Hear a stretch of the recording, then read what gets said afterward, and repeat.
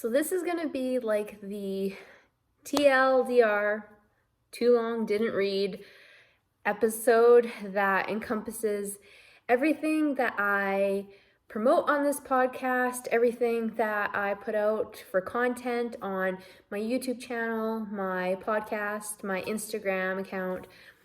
This is everything that I support. And if you're just one of those people that just does not have enough time and just wants give me what I need to know, then this is the episode for you.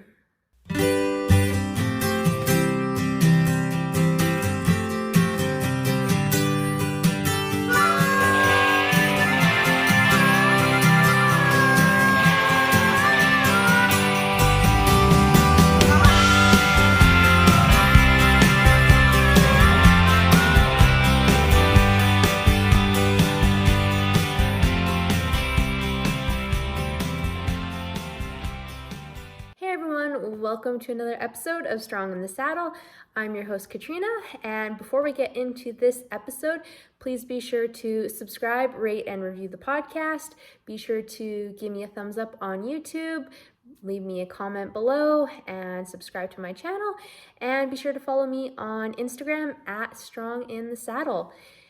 And so yes, this is if you want to know what I support and the kind of things you need to know for equestrian fitness, nutrition, health, all of that, this is going to be the very quick and dirty, this is what you need to know. So I'm not going to go into specific details. This is kind of just going to be a rapid fire list of things that I feel like people should know. And then if there's anything on this list that you guys want more details on, please leave me a comment, shoot me a DM, let me know what you want more information on, and I'll make a more in-depth episode about that.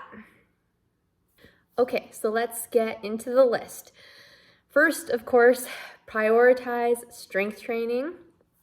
I'm pretty sure you guys could have guessed that that was going to be the first one. Focus on overall body strength rather than weight loss. Again, performance over aesthetic.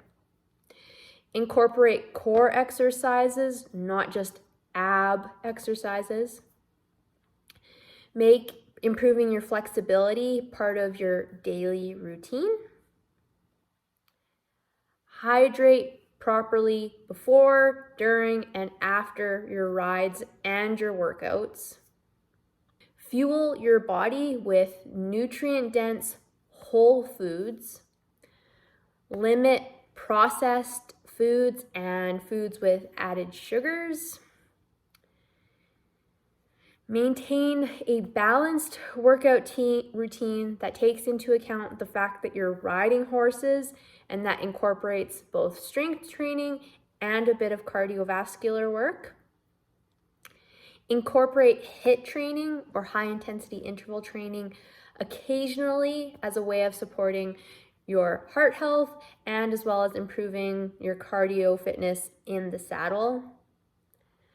Get adequate sleep to promote recovery and energy levels.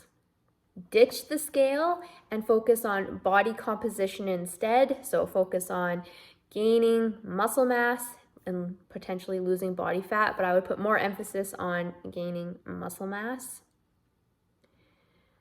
Avoid crash diets and fad diets. I'm definitely a fan of a more moderate approach that is more sustainable over the long term. Incorporate mindfulness and other stress reduction techniques into your daily routine. That looks different for everyone. Some people do meditate, some people pray, whatever works for you. Taking a walk in nature. It's different for everyone. Take care of your mental health. Again, that looks different for everyone. Some people reading a good book or, an adult coloring book works. Some people need bigger things like actual therapy or perhaps pharmaceutical drugs. Again, up to you, what you need for your mental health situation. Get massages and other body work as needed to help with any imbalances or issues with things like muscle tension. Seek professional help if you are struggling with any sort of body image issues or potentially an eating disorder. From someone who has dealt with that before, that is not something you want to mess with on your own. You cannot get help from listening to a podcast or watching a YouTube video or reading a book. You need professional help. I have resources for that in the show notes. Train your horse regularly for just improving your teamwork with your horse, developing a relationship with your horse.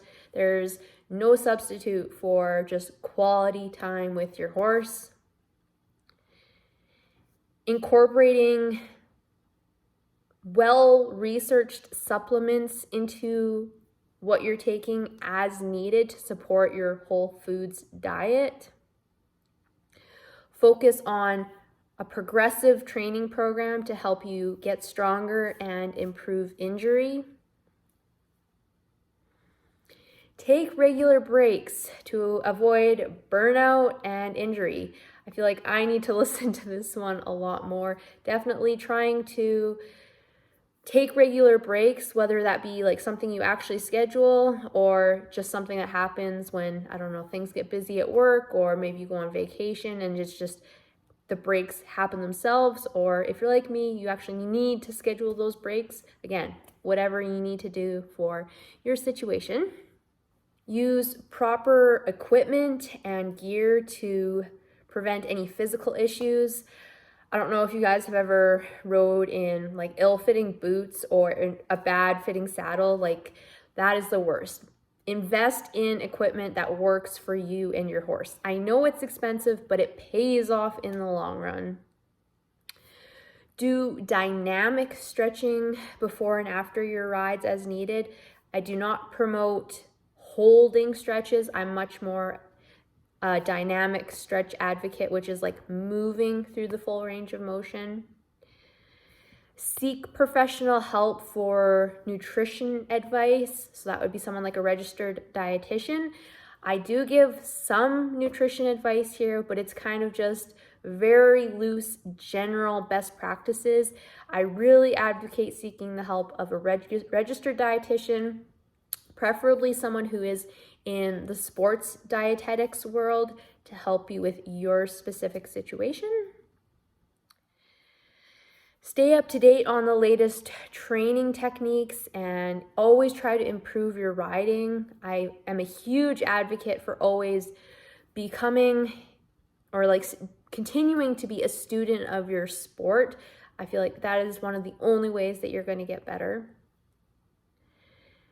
Take care of your horse's health, and again, that's being a student of the horse. Always try to improve how you're taking care of your horse and making sure that that is a priority and that they have the best care possible that you can provide to them. And if you're not sure, ask a professional. Keep a training diary so that you can see how you are progressing. And I mean this in terms of like your own personal fitness routine, keeping a diary, as well as like a riding training log for your horse. So I have 2 coil notebooks, one for me, one for my horse, and I fill those out every single time I throw a leg over my horse, or if I do groundwork or anything like that, and any health related stuff gets put in there. And then I have my training log as well, so I can monitor progress, see if I'm maybe stalling out, if I need to change something. It is all documented so I can look back and know what is going on. Join a riding community or a club.